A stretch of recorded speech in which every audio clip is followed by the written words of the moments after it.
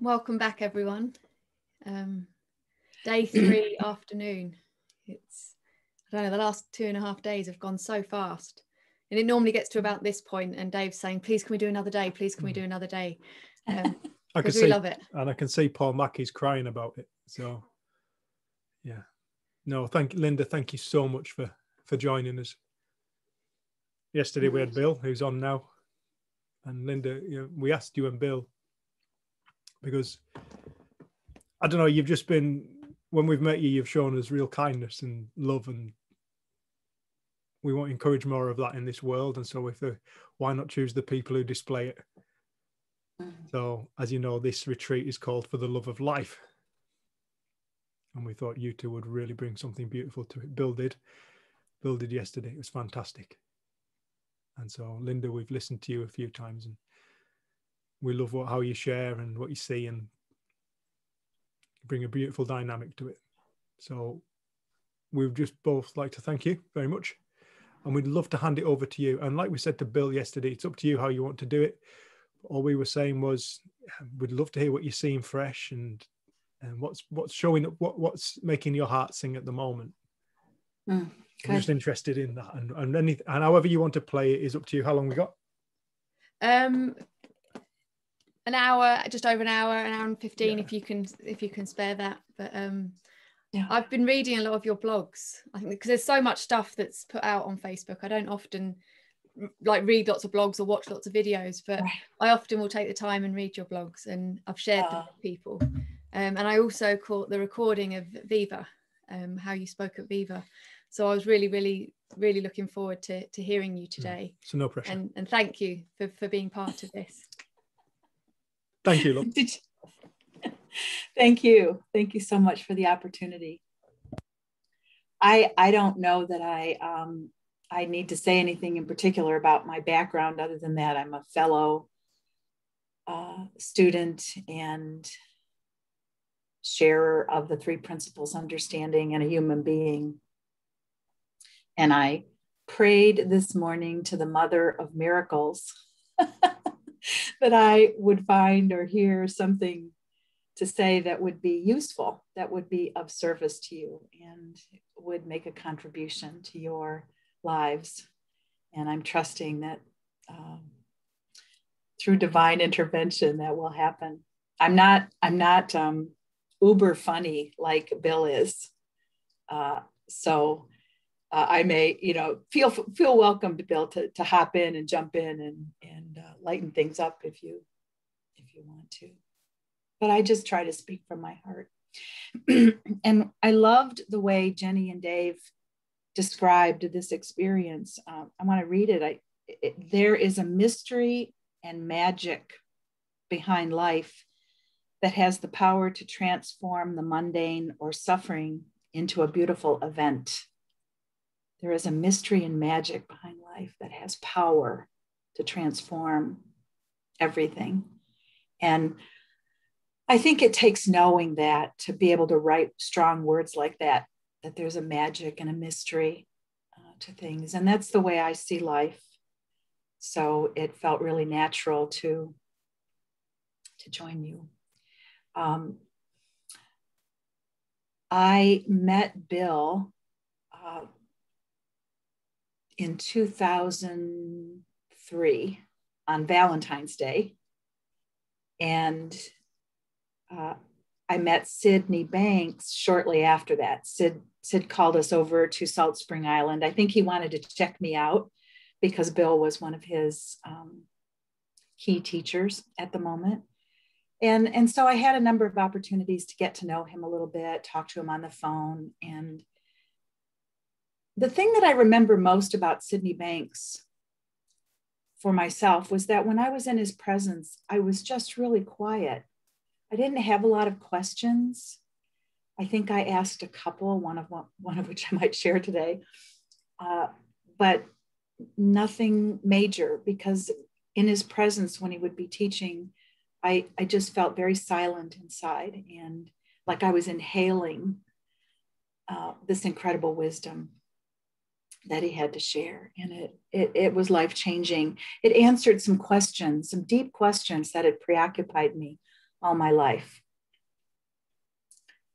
And I'd love to organize what I say today around one of a quote from Sid's book. I believe it's In Quest of the Pearl, where he wrote, "Love is a way of life. Love is a way of life. Knowing intuitively what to do and when to do it. Giving without fear or need of return. Trusting with great faith the abundance behind life."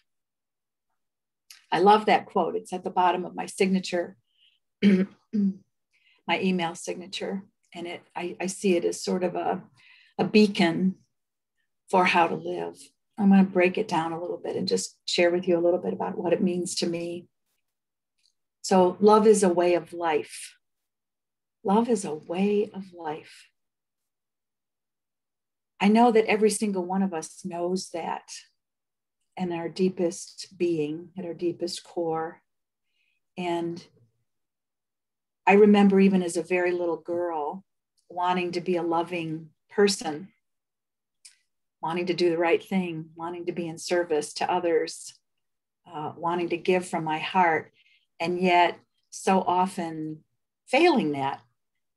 And I suppose, having been raised by a very devout Catholic family, I was very aware that love was behind life. I'd been taught that. It was a belief I had, but it was also a knowing I had. I saw it in the beauty around me, the beauty of nature, the beauty of my family, the beauty of people doing kind things for each other. But I also saw that there were many times when I couldn't attain that, and I would do what my Catholic teachers called sins, venial and mortal. I don't think I did too many mortal ones, but I sure did a whole hell of a lot of venial ones. And I lived in some degree of fear that because of that, I was going to live in a purgatory after I left this world, sort of a semi-place between heaven and hell. And as a result of that, as a child, I had a lot of anxiety about my failings and about when I didn't measure up and when I didn't live up to that love that I somehow knew was inside of me and my birthright. And so all through my adult life, I was really preoccupied by that. Why am I sometimes loving and why am I sometimes not? And why do I sometimes feel like I live in the flow of some beautiful unfolding, and other times life just seems incredibly hard and incredibly difficult, and I experience a lot of anxiety. And then I encountered Bill and encountered Sid and began over the next couple of years to be a student of the three principles understanding and to begin to see a little bit at a time what Sydney Banks was pointing to. And gradually what unfolded for me was more and more ability to live love as a way of life. And to see that the only time I wasn't living love as a way of life was when I was asleep to my inner self and really caught up in the marvelous play that I can create with my personal use of the power of thought. And so more and more, I see life as a way of love, and love is a way of life. A beautiful unfolding of love, irregardless of external circumstances, which is what I think Jenny and Dave were pointing to when they talked about anything can be transformed. Anything can be seen as an element of beauty.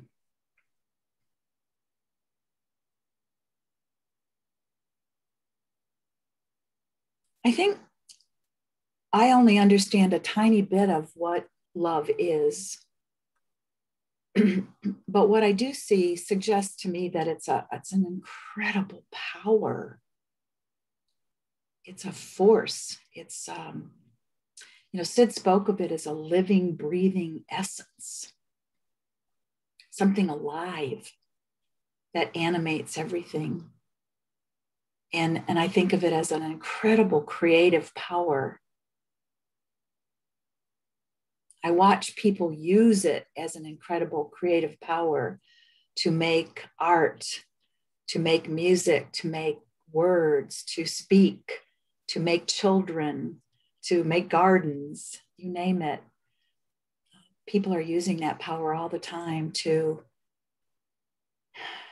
for the love of life, to create beauty and to experience truth. And I hope to live that to its fullness as much as I can until I take my last breath. Because I think that's the purpose of life, to know and experience love. One of my favorite memories of Sid Banks actually was the last time I saw him. He was doing a talk in Victoria that Bill and I were at. There were maybe 40 people in the room. And I have this vivid memory of, first of all, Sid was dying of cancer and he was very frail, looked kind of waxy, didn't look terribly great. And as he was walking into the room, he saw me and he said, "Oh, Linda." And he enfolded me in this great big hug. And I said, so my lips were right near his ear. And I said, "Sid, how are you doing?" And he said, "Well, to be truthful, I'm really tired." And he pulled me in really close and he said, "And these pills that they're giving me are a pain in the ass." And then he started shaking, and I knew he'd made a pun because he had rectal cancer. So the pills were a pain in the ass. And we were both sort of shaking with laughter. But I found myself thinking as I kind of held his frailness, how's he going to do this talk? He doesn't look like he has much physical stamina right now. And then I watched him get on the stage and I watched love take over. I watched him stand into his fullness and then sit with ease for a number of hours and just talk, just speak from his heart in an animated way, in service, obviously so happy to be sharing what he was sharing with the group and with such power. And at one point, Kathy Casey, who's a wonderful 3 Principles teacher, and it's funny because Kathy and I are often mistaken for each other at conferences. We look nothing alike. Kathy, Elsie, and I often laugh about that people sometimes mistake us for each other, but we're completely, different configurations physically. Anyway, Kathy stood up and she said to Sydney Banks, she said, "Sid, I've been teaching this understanding for many, many years, and you know how much I love you, and you know how much faith and trust I have in this understanding. You know that it's changed my life. You know that it's helped me change the lives of all kinds of people in prisons. But I have one question for you, Sid. What is life for? What is the purpose of life? Why are we here?" And Sid got very touched and he started to cry and didn't speak at first. And then when he could speak, he took a big, deep breath and he said, "Well, Kathy, we're here for one reason alone, and that is to know and give love. That's it. We're here for one reason alone, that is to know and give love." And boy, that went straight into me. And I thought, we all spend so much time striving, accomplishing, working to do this or that thing. And yet Sid was pointing to something very deep and very profound. The purpose of life is to give love, and yes, to give it in your work, and yes, to give it in the sharing that you do, and yes, to give it in the smallest possible ways. Bill and I spend a lot of time with our grandsons who are 2 and 4. And the 4-year-old and I are just have a special little bond. And I love the time that I spend with him. I'll actually have him for about 6 or 7 hours today. And one of his favorite things to do, so he's 3, he's not quite yet 4, but one of his favorite things to do is behind our house on the patio. Our patio is kind of irregular blocks placed in kind of a patchwork quilt configuration. And there are deep channels between the blocks. And Luke loves to turn the hose on a little bit more than a trickle and to stick the hose in the channel and then to watch how the water flows through the channels. And I love to get down there with him and watch it too. And I'm sure we're quite a picture if you could look at us from the sky, this 67-year-old grandma and this 3-year-old little boy, heads bowed completely to the sidewalk, watching the water go through the channels. And we delight in looking at it as it goes through the channel, and we see it reaching a place where the channel wides off. And Luke will say, "Grammy, do you think it's going to go left or right?" And I'll say, "I don't know. What do you think, Luke?" And he'll say, "I think left." And then it'll go right or left and right. And he'll say, "Grammy, it went in both directions." Or, "Grammy, it went in the opposite direction." And he's so thrilled. And I share his thrill. And in that moment, I know that I am fully in harmony with life, fully in harmony with love. I'm just in the moment, present, enjoying this magic and mystery of the flow of water through channels between rocks. And the connection I feel to his absorption and his engagement and his love is so incredible. I know in that moment, the purpose of my life is entirely fulfilled.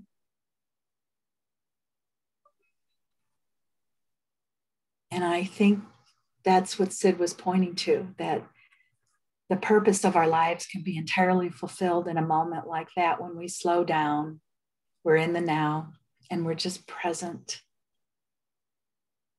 I could have a lot of thought in that moment. I could have a lot of thought like, this is silly. I have work to do. I need to go, work in my garden. Or I need to go make Luke lunch or whatever. But that's one of the things the principles have given me. And that is that awareness that thought is going to do what thought does. Personal thought is going to do what personal thought does. And it'll play all kinds of tapes in my head all the time. And that's okay. But I have this option of listening to love, listening to love moving through me. and that's a beautiful thing. So love can be so small, so tiny. The magic and mystery that Jenny and Dave were pointing to can be in the flutter of an eyelash of a child and all the way to the biggest things that we experience in life. And I appreciate that more and more. So I want to move on to the second part of that quote. So love is a way of life. Every moment can be lived in a flow of love. And seeing that thought was both impersonal and divine and pure love coming through the soul, and that I also had the power to use thought in a highly personal way to create an experience of life was really valuable to me. It helped me understand what was happening at those times when I wasn't in a state of love, that momentarily I was just asleep to my true self and caught up in whatever my brain was busying itself with. The second part of Sid's statement is really interesting to me. He says, love is a way of life, an intuitive way, knowing what to do and when to do it. It's an intuitive way, knowing what to do and when to do it. I don't hear a lot of people in the Three Principles community talking about intuition, but I'm going to talk about it a little bit because it's preoccupied me all my life. I have been aware of it and curious about it, and curious about how sometimes I would seem to be in the flow of it, and sometimes I wouldn't. And now I understand that because I see intuition as love in action. I see that when I'm seeing something intuitively, it's because my spiritual eye, the eye of love, opens wide. It's like the aperture just goes wide, full blown. And I see something with clarity from the dimension of mind. I want to tell you a little story about the first time I saw this, but didn't know what I was seeing and didn't have a language for it. And then the principles gave me a language for it. So I was about 23 years old. I had just graduated from university and in journalism. So I was a writer, but I didn't have tremendous confidence in my writing. And I wasn't able to get a job as a writer, which was very disappointing. But my father was not one to cotton having a 21-year-old woman laying around the house and insisted that I get a job. So I got a job as a typesetter for an insurance company. So there I was, university degreed, and my first job was in the basement of a tall skyscraper, completely windowless, airless space. And I sat 8 hours a day at a typesetter typing insurance policies. Real exciting, right? But I actually enjoyed it. I had a nice boss. He was the only other person in the department. Had a nice boss. We had great conversations. And I enjoyed the typesetting equipment. It was brand new on the market, IBM Selectric.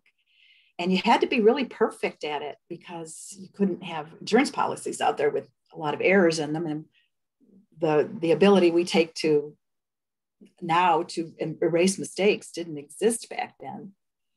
The PC had not yet come on the market, believe it or not. And I loved the job. I was there 5 months, and the boss came to me one day and he said, Linda, I hate to even say this to you because this is not the kind of job that you can fill real easily, and it's been fun to work with you. But I have a friend who's looking for someone to be a graphic designer. I know you can typeset. I know you've had design experience. As much as I hate to lose you, this would be a better paying job, and I think you would really enjoy it. So I'd like to give your name to my friend. And I said, fine. So he did. And I love that job. I worked several years as a graphic designer for a printing company. And it was wonderful. I love the people. I love the work. I loved going in on the weekends to work to get my job done because it was fun. And one Saturday, I got to work. There were only 2 of us in the plant that day, Larry, the photographer, and me. And I had a thought that morning that as much as I loved my work, I did wish that someday I would have a job writing because I'd prepared for that. And I really hoped that I would be able to use my talent in that way.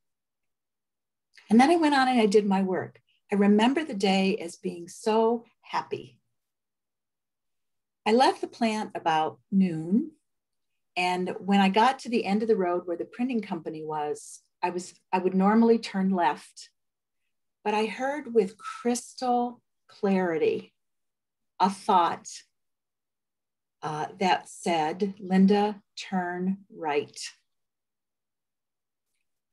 And I thought, turn right? Yeah, I can get home by going that way, but it's a lot longer. Why would I do that? And I stayed in the left turn lane, but then the thought said, Linda, turn right. And I followed it. I turned right. And as I'm turning right, I'm thinking, well, I have multiple ways to get home now. But the fastest way is to go X direction.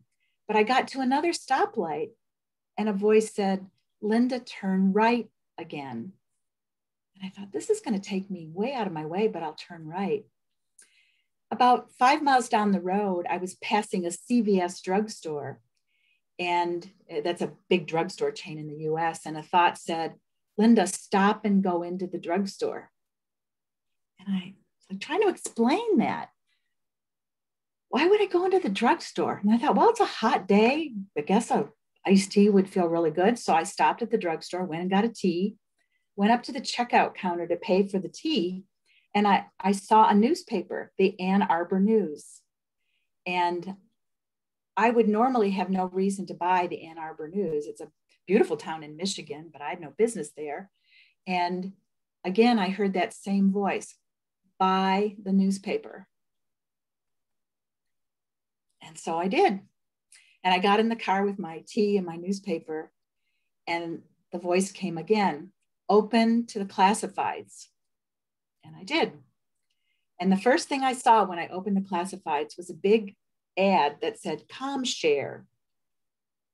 And it was an ad for a corporate communications specialist. And I read the ad and I thought, I don't have the skills that they're asking for. I have some of them, I have some of the preparation, but I don't have the experience. But the voice said, apply now. Went home, did the application, and long story short, within a week, I had the job, and I was off and running in a miraculous and beautiful 8-year career where I traveled, I made great money, I met beautiful people, and had a lot of fun. And I often wondered about that experience, because after that, it seemed like they came faster and faster. I often wondered about that. How did that work? What was that about? And I saw it as kind of a mystery. And through the years, I even got schooled that that was a special thing, that people who had intuition were special. And that it was like a psychic gift.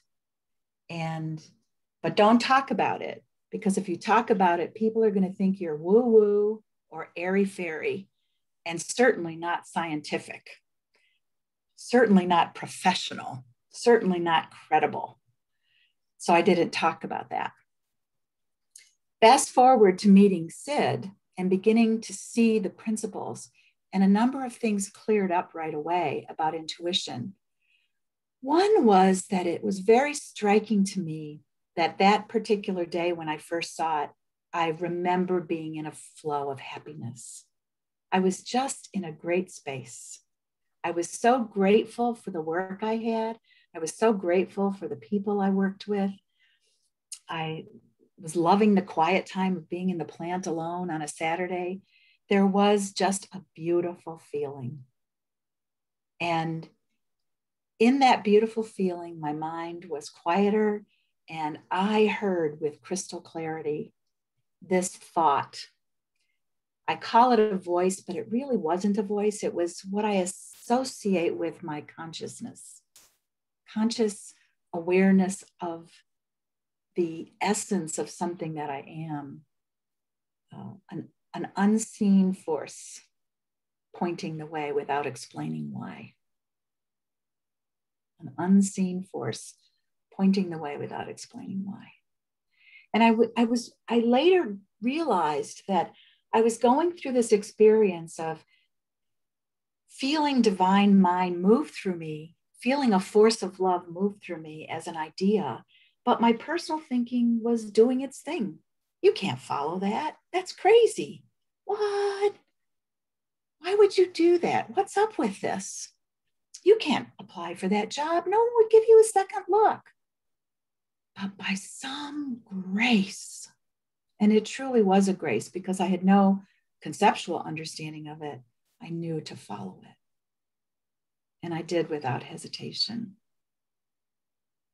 And I really see that the divine design for my life was moving through me in that place of happiness, and that place of gratitude, that place of contentment, and pointing the way to the next chapter, guiding me into the next chapter.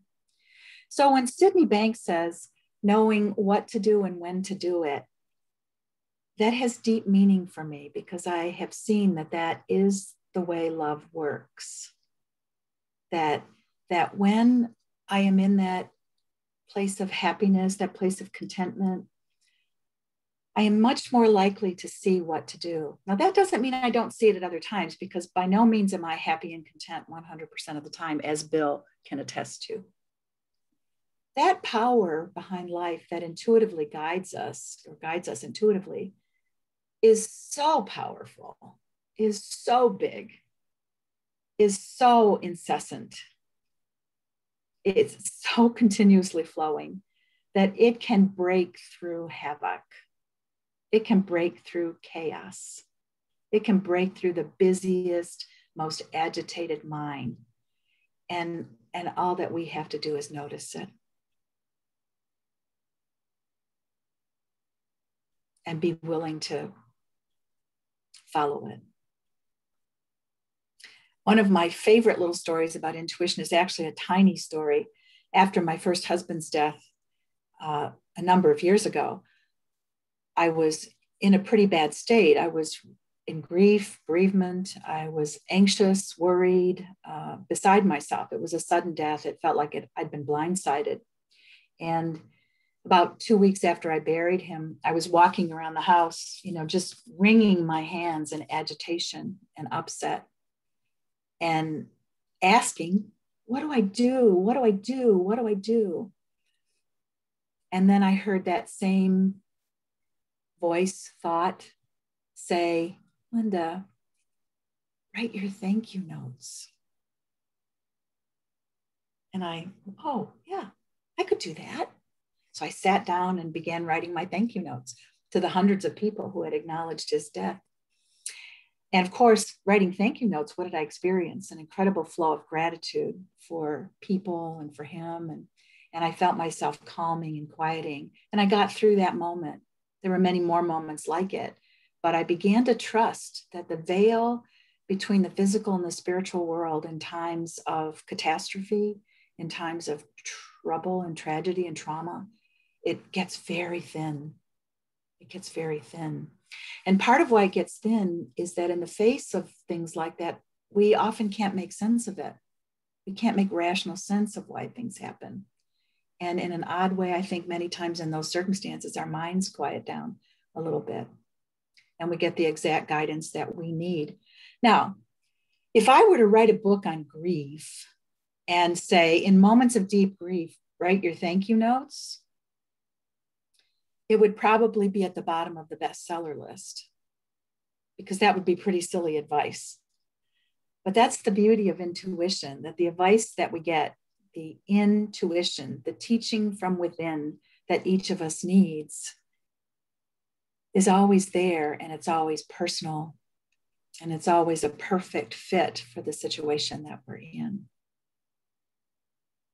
Yeah. So Sid's emphasis on truth within, looking for the truth within, looking for the wisdom within.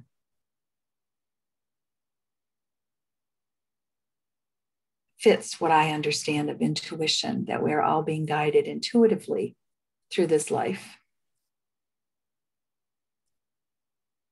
And that gives me an incredible sense of safety. So it's interesting that in that statement, Sid says, love is an intuitive way of life. And then he goes on to say, giving without fear or need of return. Giving without fear or need of return. There are two places where Sid addresses this. One is in In Quest of the Pearl. The second is in The Enlightened Gardener Revisited, where Andy, the Enlightened Gardener, Sid's teacher, is actually his wife is speaking about him. And they're talking about the Great Depression. And Andy's wife makes the comment that they moved through the Great Depression with equanimity, grace, and fearlessness. And they didn't suffer tremendously. And she says that Andy, he just always seemed to know what to do it and when to do it. And he always knew to take care of others. He wasn't concerned about whether we would make it through. He would go and help other people. He would help other farmers. And somehow it all worked out for us and for many of them. I think that's interesting that, like so many spiritual systems, Sid points to the importance of giving without fear, giving without need of return. And we tend to equate that with money, which I think is useful, because I think that's an important part of it, keeping money as energy flowing in life. But I think he was talking about a lot of other things as well, giving of our time, giving of our attention, giving of our presence, remembering that even in small acts, that's the way to live.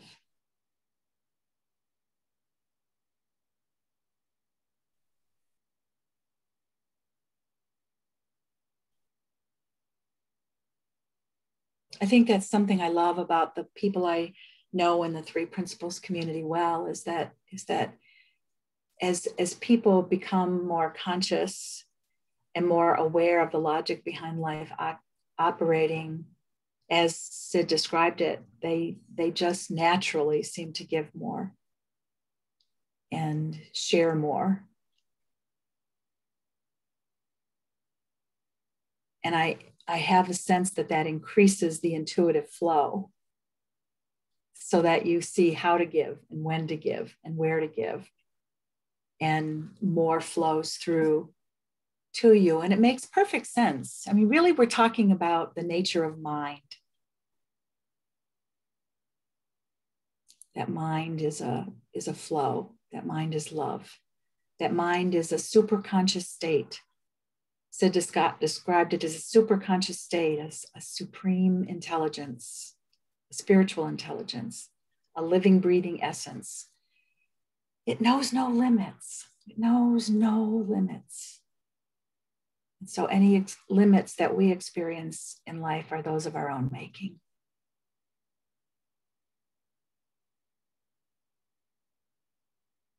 So giving without fear or need of return.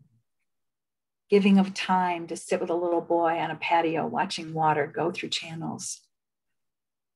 Giving of physical energy, giving of love to a spouse, giving of love to a person in need.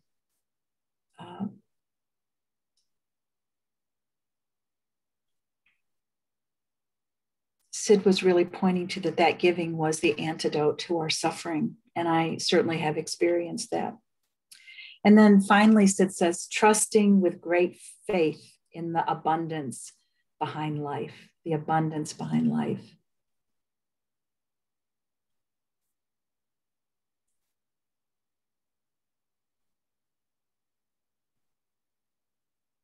I remember years ago when I was at a retreat in Northern England and I heard Jen and Dave speak.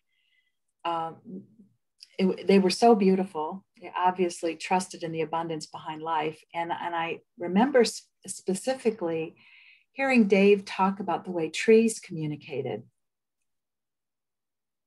and the way love poured through this system underneath the earth that trees were a part of. And I remember my heart just opened up when I heard that. And then not too long ago, I heard that Miguel Ruiz, who wrote the Four Agreements, said, "We are that which opens the rose." Oh my God, we are that which opens the rose. We are part of that beautiful, we are that life force that knows how to open the blossom, the when and the where of it and the how of it. We are that.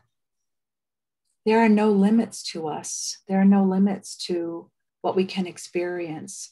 There are no limits to the beauty we can see. There are no limits to the truth we can see. There are no limits to the order we can bring to our lives.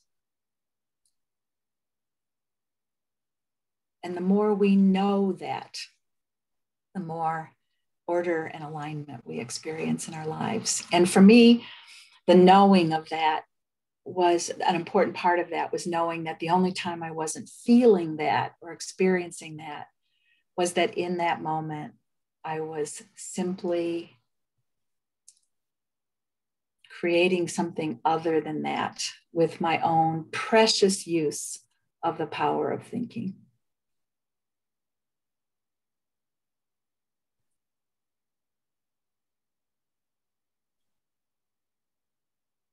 I don't feel like I have to work a lot at any of this. You know, it's when I encounter something in my life that's difficult or troublesome or, you know, looks whatever. I totally trust now that if I can find within myself a feeling of non-resistance, of just accepting and seeing it without judgment, that the way to move through it will just show up, will just be there for me. And so more and more and more, I experienced what Jenny and Dave talked about when they talked about the mystery and magic behind life.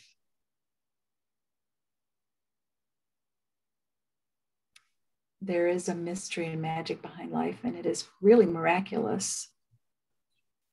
And all the people in the three principles who come to the three principles and who experience what Sid experienced, a transformation in their lives, an enlightenment in their lives, where they suddenly see who they are and how it all works. And when they accept the mystery of that, as Sid said, they join the mystery.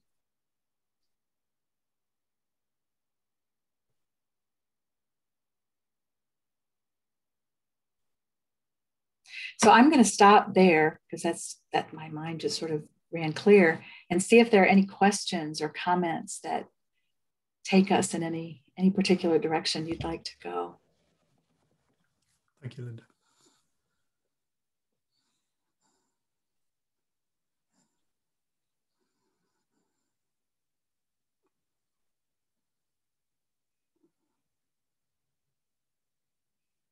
Penny's put a heart up.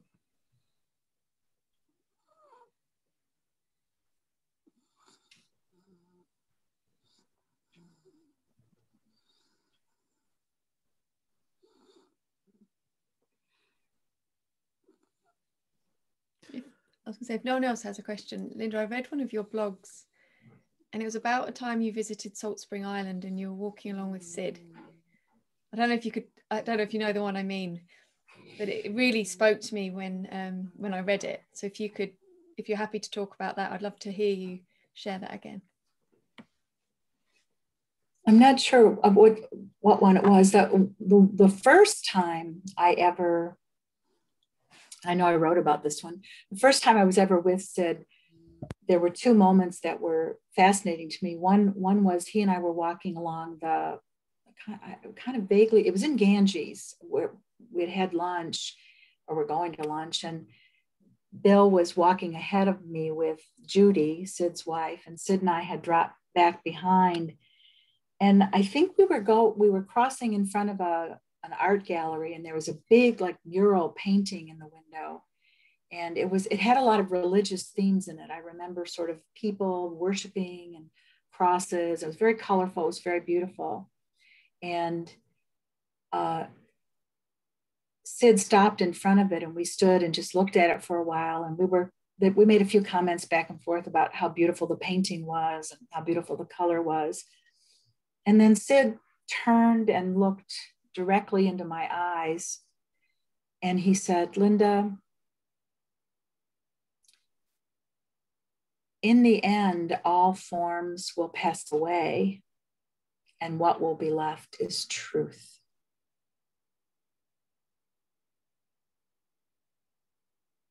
And something just really turned inside of me. And it was at that moment that I was very religious. It was at that moment that a lot of my, weddedness to forms of religion, or following forms of religion, or following spiritual forms, really just felt like it dropped away. And I was free to consider that this beautiful essence behind life was formless, and that it took form in a lot of different ways, but that its ultimate nature was formless. was creative because of its formlessness. It could be used to shape and be shaped by our personal experience of life. So I'm not sure if that's the one you meant, Jenny, or there was another one that same day. This was really quite funny. Bill had gone to the bathroom. We had just had lunch. So Sid was sitting across from me with his wife, Judy. And I decided that one question I wanted to ask Sid was about intuitive knowing in the form of premonitions, because I'd had premonitions of many things and premonitions that came to me in dreams. And I had visitations from people who died. I mean, I had quite a bit of psychic phenomenon that I'd experienced. So I said to Sid, after Bill had left the table, I didn't want him to know that I was asking Sid this question. I said, so Sid, I've had all these psychic experiences and I'm really intuitive. And what am I to make of that? How do the three principles explain that? I knew very little about the three principles at the time. And he was a spiritual teacher. I recognized him as a wonderful, deep spiritual teacher. And I expected a really profound answer. And he got real serious and he looked me directly in the eye and he said, oh, dearie, I don't know. And internally, I was like, what the hell kind of spiritual teacher is this? Even I know a little bit about psychic phenomenon. So his wife, Judy, who was sitting next to him, elbowed him in the side and said, oh, Sidney Banks, you do too know. And Sid got that beautiful smile he had, and in his Scottish brogue looked over at Judy and he said, oh, my dear, what do I know? And Judy said very simply, you know that anyone can see outside the boundaries of time, space, and matter. It's not special. And Sid looked me directly in the eye again. He said, that is true. And so what I heard is that we all have, every single human being has incredible intuitive power. It's not special. It's not confined to women. It's not confined to people with special personalities. It's not confined to people who just chase after it. It's a spiritual power. It's a spiritual faculty that we all have access to because we are it in action. And when we know that, our movement through life can be truly miraculous.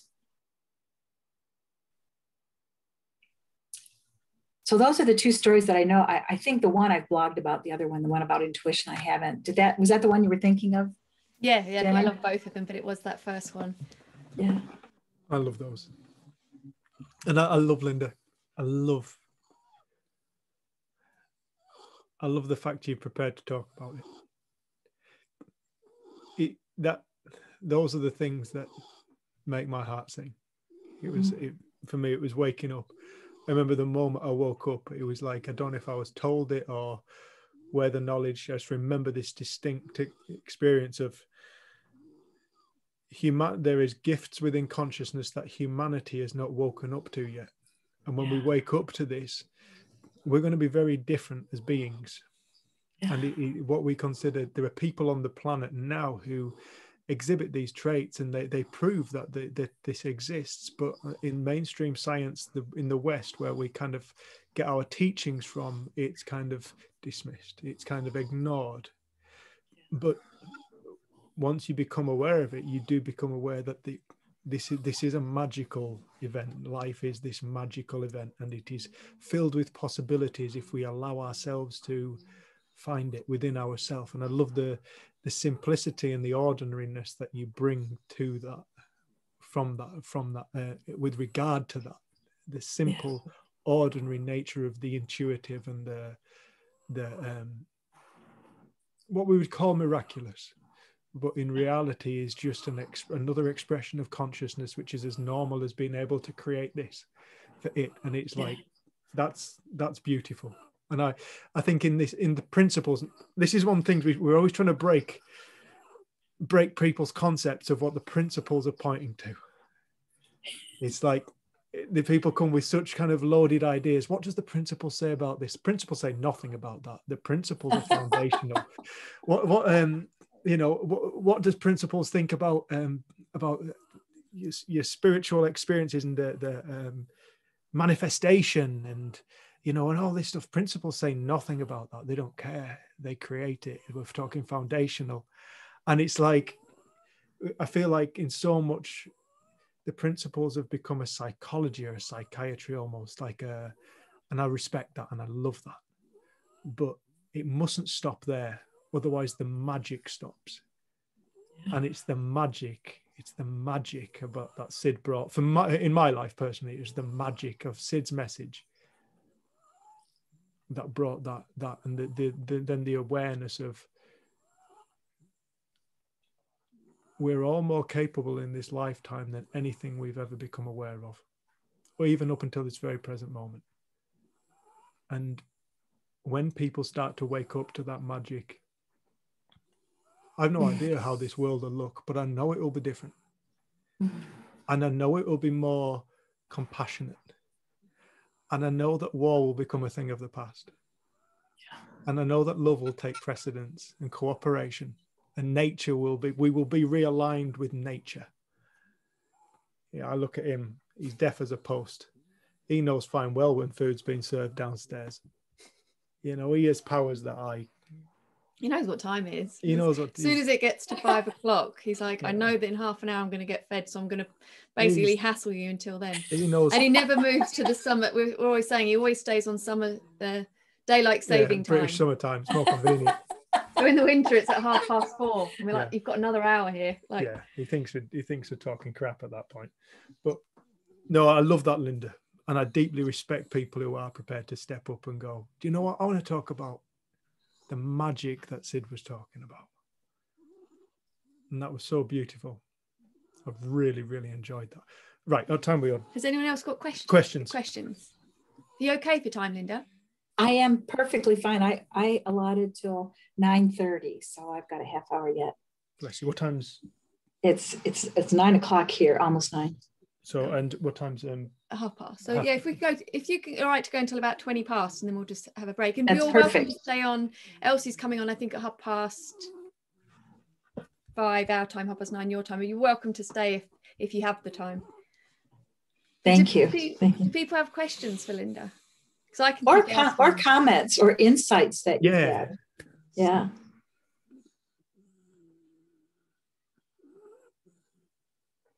Nothing is too small to share. Just lots of love, Linda. Yeah, thank you, Penny. I can see the Mackie and Claire households fingers are going up. There we go. It's like this, isn't it? Yes. I love it. I love it at the end of our talks, or the end of you've just done a Skype call and it's gone so nicely, and then you're like, right, goodbye, and all you get is this. It seems to ruin it. Claire and Big Mac.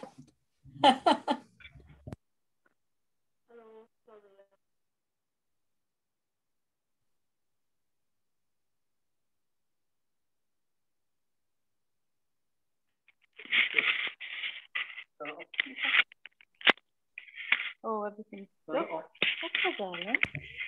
We can hear you. Yeah, we can hear you. Oh, can you? Yeah. Yeah, Did I you can see you too. Yeah, we heard it all. It came from love. It was just very little. It was when you were talking there about, and you just said the word intuition, and that was just like inside tuition, learning, sort of that, and it was like of the word, but that's how I heard it when you said it, and it's just made me really stop and think, oh yeah, that is really what intuition is, isn't it?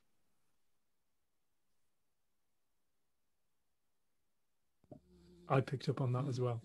Yeah. Yeah, I heard that in that, Linda. I'd never heard the word intuition in that way. Yeah, I'd never, where you broke that down, I found that was really beautiful. And I think it made it so normal and so attainable. It suddenly becomes really attainable for everybody. Everybody can realize that they are intuitive. They are their own teachers. Yeah, to me, intuition is a synonym for God or mind or wisdom or love. I could use them interchangeably.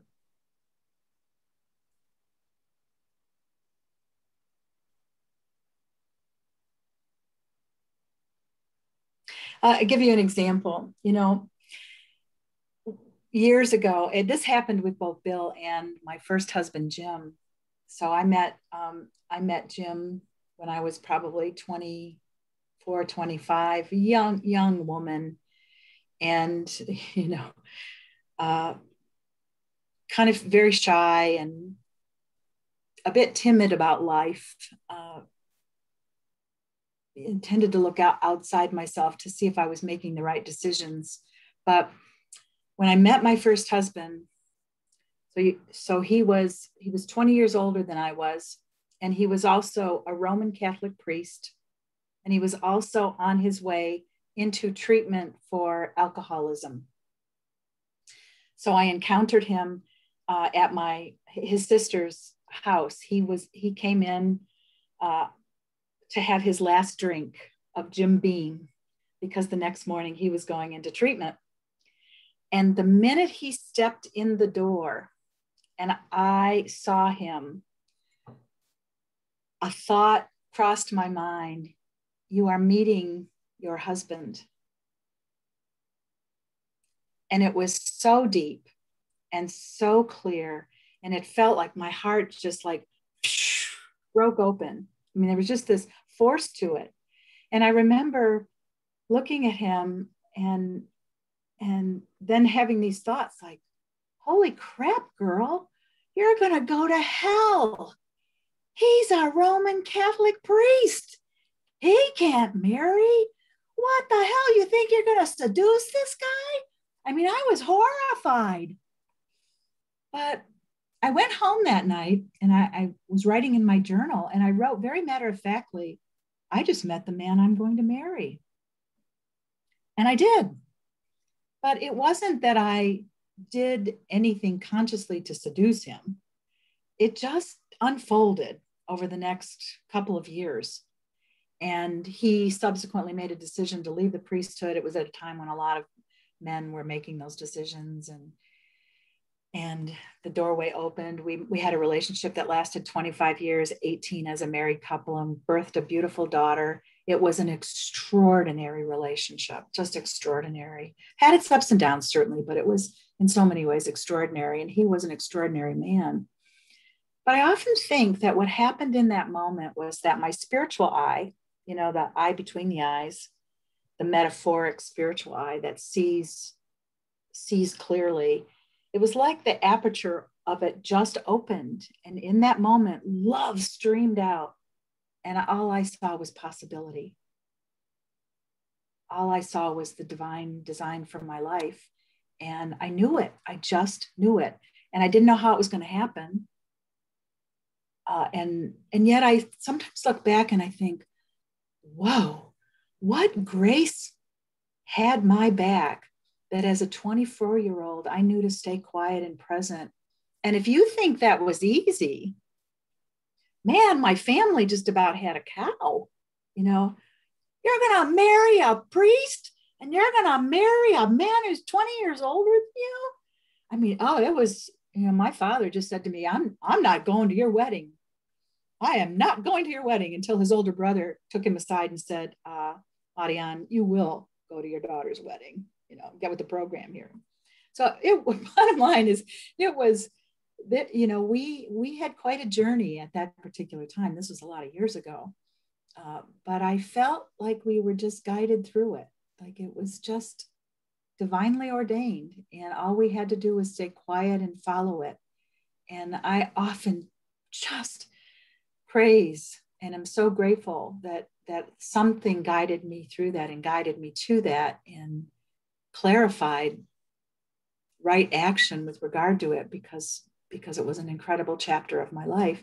Well, I just see now that all that happened in that moment was that I looked through the eyes of love. I saw him. I saw what beauty was possible.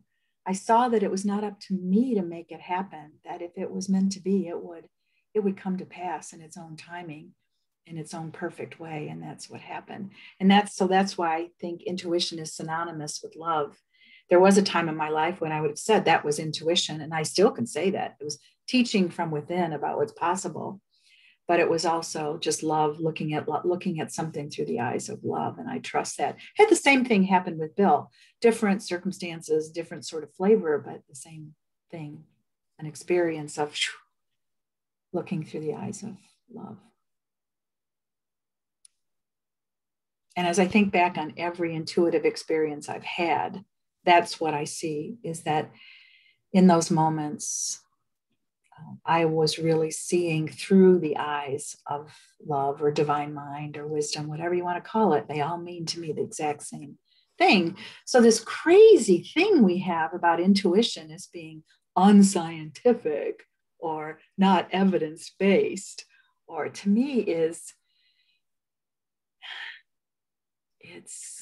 interesting that it serves to cut us off from the very thing that can bring us the fullness of life, the independence of life, and the love of life.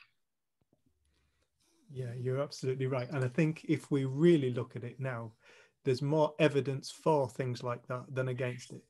And I think if we really look at the science now, even with science, there's more evidence for previous lives and afterlives than there is for no previous life and no afterlife. And I think slowly but surely it's catching up. I love that. I was going to go on and say something, but Lula, you've got your hand up, please. Oh, hi there. Okay, there you are. Hi, Lula. Hi.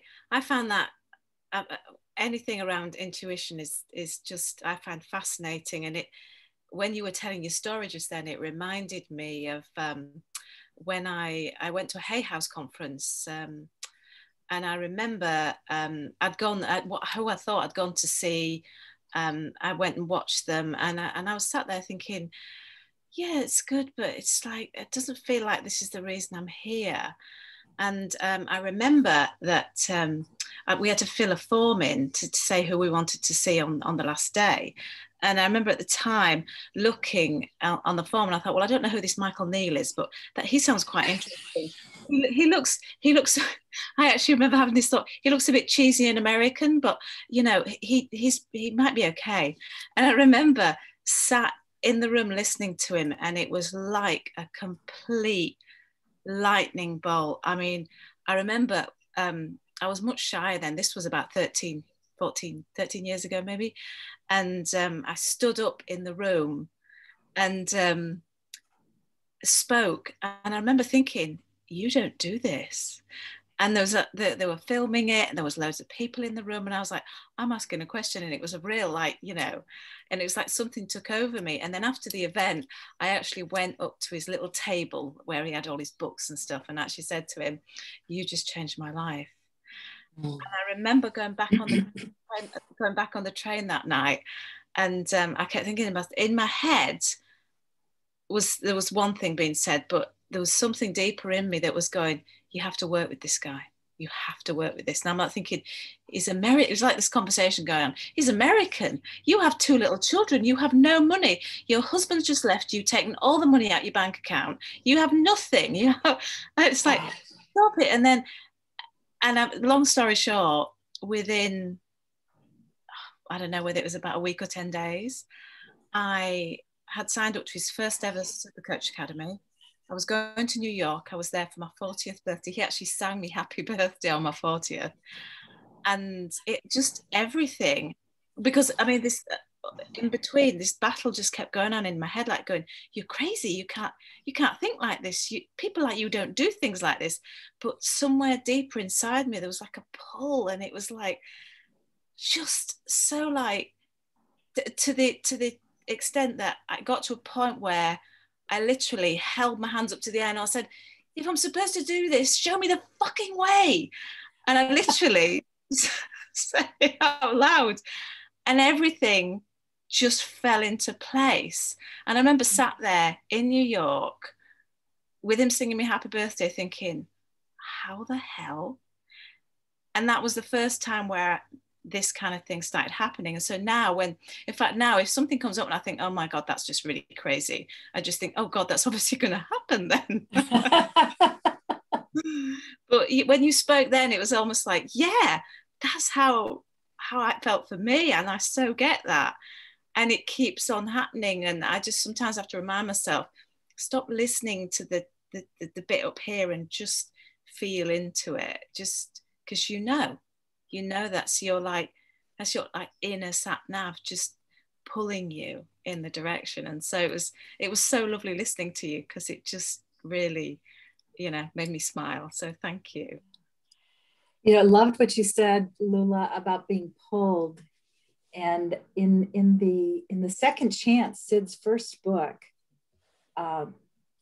he writes at one point that the student Richard feels drawn to the area where the teacher is, Lahaina in Hawaii, and to the teacher. He speaks about this feeling of an energy drawing him or pulling him.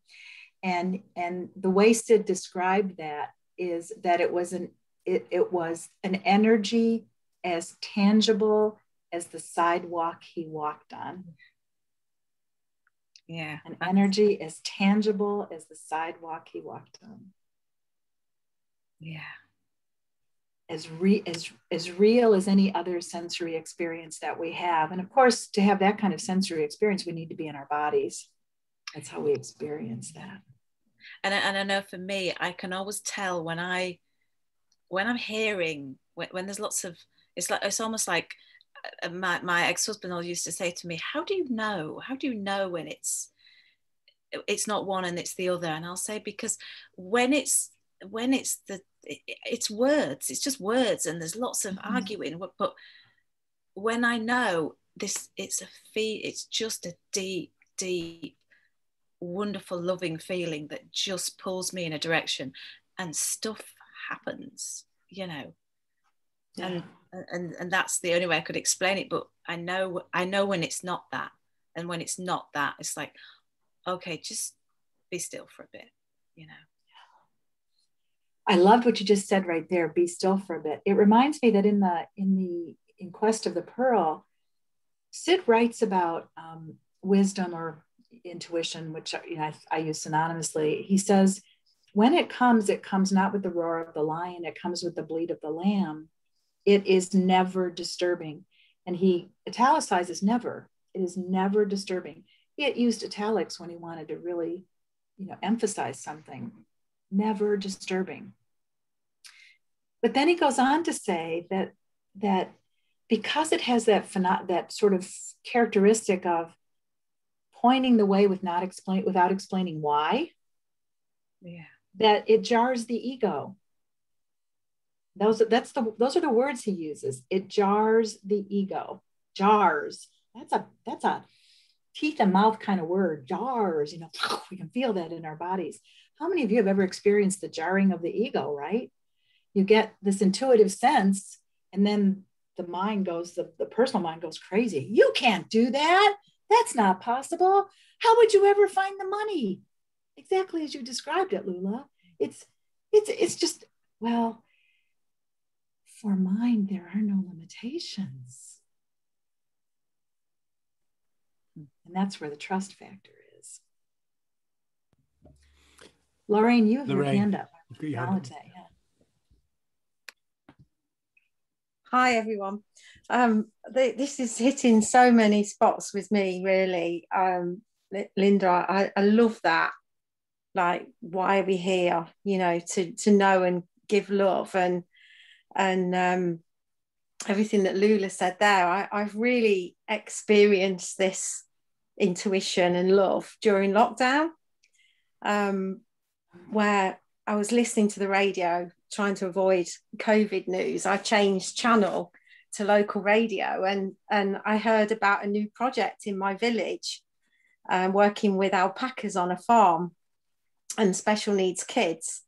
And trust me, I don't know much about animals or kids, and but I was just so drawn to it. It was just, and I searched, I drove around trying to find the farm, and I couldn't find it. And then I rang up and just offered my services as a volunteer during lockdown.